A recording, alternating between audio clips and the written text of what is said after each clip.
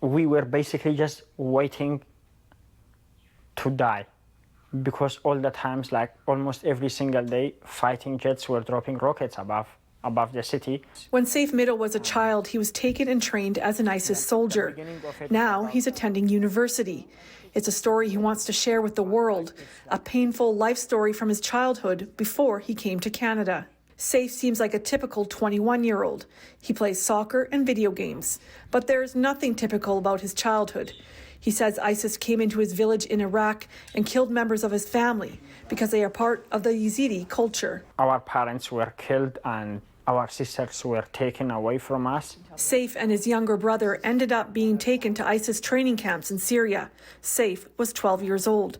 The training included lessons on ISIS ideology and weapon training. They kind of were trying to indoctrinate us. And of course, like, we just didn't know anything. We were just children. We were doing whatever they say. Whoever like refused to do, there were punishment for it. And of course, we had like a kind of a lecture on military training. They were like training us on pistols and AKM. In 2017, Saif says he officially became an ISIS soldier. He was sent to a village that was on the front line.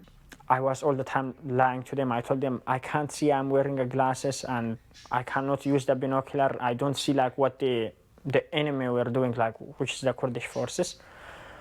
Eventually, they sent me inside Raqqa again. They told me, go, we don't want you here.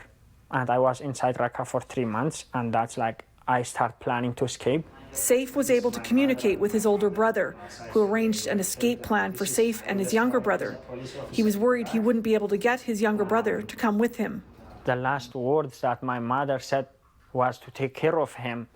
And I'm glad that I didn't leave him behind, or probably I would have never forgive myself to leave him. And of course, like, he would have been killed, like, if I left him behind. They arrived at the safety of a refugee camp.